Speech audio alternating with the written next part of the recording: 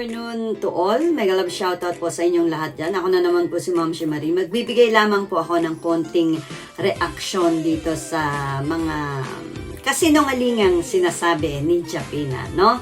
At syempre, walang iba kundi si Japina ang itatopic natin ngayon kasi gusto ko lang naman na itong video na ginagawa ko and bawat live na ginagawa ko for awareness sa mga kasamaan na ginagawa ni Japina.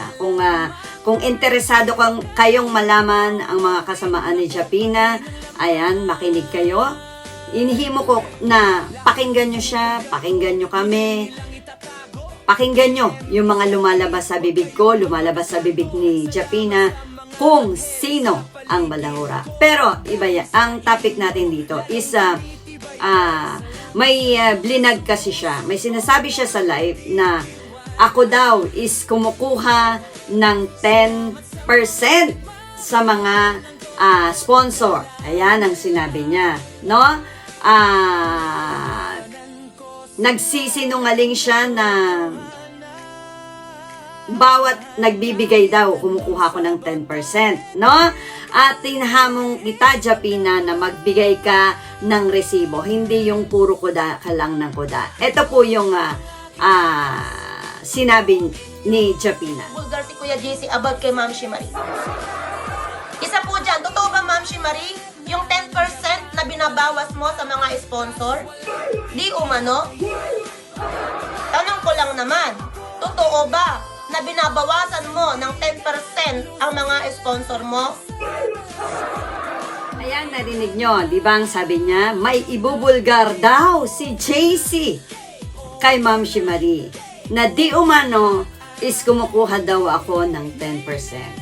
Japina, eto naman, gusto kong marinig ng lahat, no? Mula sa bibig ni JC Isaac. Nagulat kami dito, ha? Nagulat kami sa mechanics ng pagpapagame nyo. Kung ipinakakalat nyo ng walang katotohanan, kasi wala naman kayong maipasang resibo na kumukuha ko ng 10%. Japina, gamitin mo naman ang utak mo minsan. Ikaw naman, kung kumukuha ko ng 10%, di sana ang dami ng sponsor na naghabol sa akin. Minsan naman, gamitin mo yung utak mo. Girl, ano ka ba naman? No? Ngayon, bakit ang pagkakarinig ko yata sa sinasabi ni JC Isaac is 50% naman ang kukuhain nyo sa sponsor? Ay, mas matindi pala kayo. May resibo ako niyan. Sinasabi ni JC Isaac, magpapagames kayo at yung kalahati, no? Alimbawa, 1,000. Kung 1,000 na panalunan sa pag-games nyo, yung mananalo, 500 pupunta sa kanya at yung 500 kukuhain ng grupo nyo. Ay! Hala! Ano yan? Budol ba yan, Japina? Hala! 50% agad? Ang sabi ni JC, may natulungan na kayo, may napasaya pa kayo. Hala, masasayahan ba ang nanalo kung kukunin nyo ang kalahati? And then, pag kinuha ang kalahati, ilalagay sa Pure Heart. Ang kinalaunan, credit kay Japina. Katulad ng ginawa niya sa Kalingap. Ay! Ano ba yan, Japina? Kung ano yung ginagawa mo sa Kalingap, ginagawa mo ngayon sa Tekram. And for sure, ayan, ang perang malilikom, credit na naman sa Pure Heart na nakapangalan sa iyo. Ay, galing naman ni Japina. Palakpakan sa mukha si Japina. Ang galing. O, di ba? No? Pero, syempre, resibo kailangan ng resibo. Ipakita at iparinig natin yung sinabi ni JC Isaac. No? Tingnan natin. Pwede po na lang i-direct na lang, no? Para wala na pong bawas. At least yung kung yung $100 ay marami na pong makikinabang daw na ng mga katekram.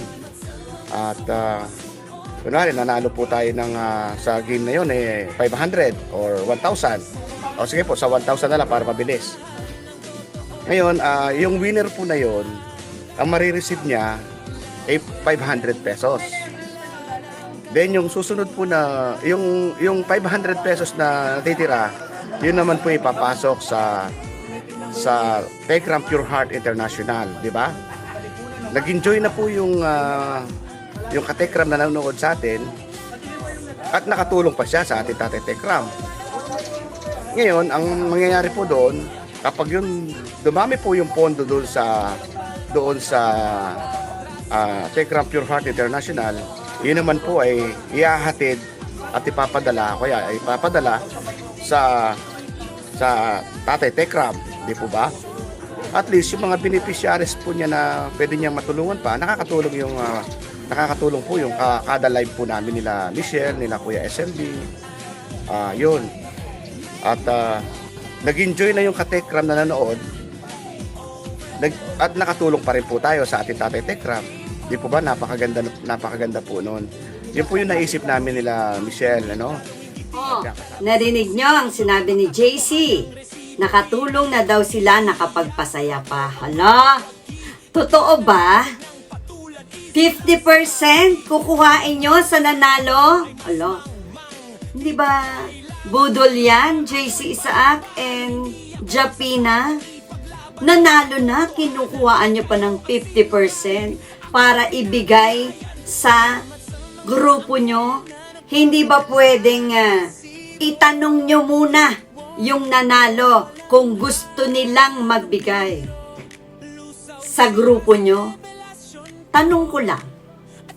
Parang bagong kalakaran niya ng pamamaraan ng pambubudol ah. Budol ba kayo?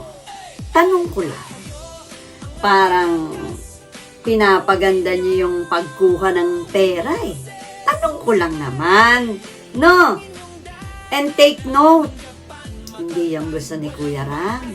Yung ganyang mga kalakaran, ayaw niya yung parang nagsusulisit kayo. Nagsusulisit ba kayo? Di ba? Hello! Mag-isip-isip naman. No? Kung gusto nyo talagang makatulong, no? Magbigay kayo ng galing sa bulsa nyo. Ha? Hindi yung ganyan. Hindi nang galing na nga sa sponsor eh. Kukuhain nyo pa yung kalahati. Budol ba ya? Mukhang budol yata. Budol pa. Kayo, sa mga nanonood dyan, ano sa palagay nyo? Tama ba tong kalakarang ginagawa nila?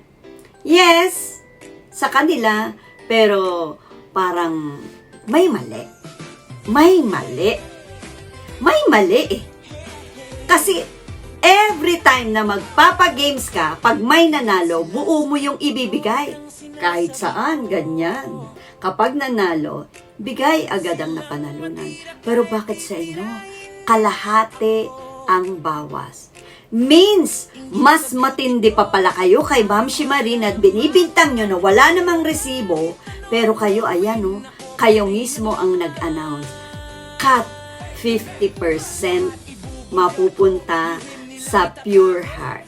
At pag naipon yon from Tekram Pure Heart. Ang galing! Galing sa grupo ni Japina na kinurakot sa mga nanalo. Ay, hindi pala ganon.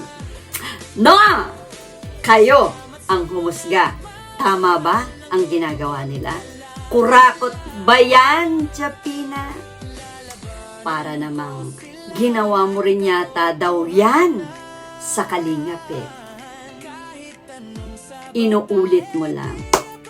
Ay, nako naman. Kayo na po ang maghusga kung tama ba yung proseso ng pagpapagame nila.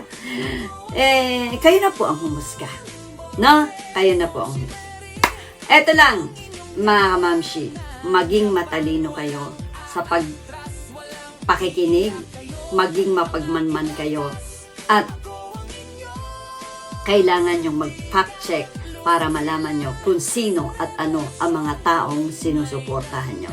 Lalo na kapag pera ang pinag-uusapan. Balita ko kasi, si Japina, pag pera, naku, hindi mo daw yan mapagkakatiwalaan. Ay, totoo ba, Japina? Mga mamshi, hanggang dito na lang po. At maraming salamat po sa inyong suporta at pagmamahal. Abangan nyo pa lahat ng mga i-reveal naming kasamaan ni Japina. Bye-bye and God bless you all.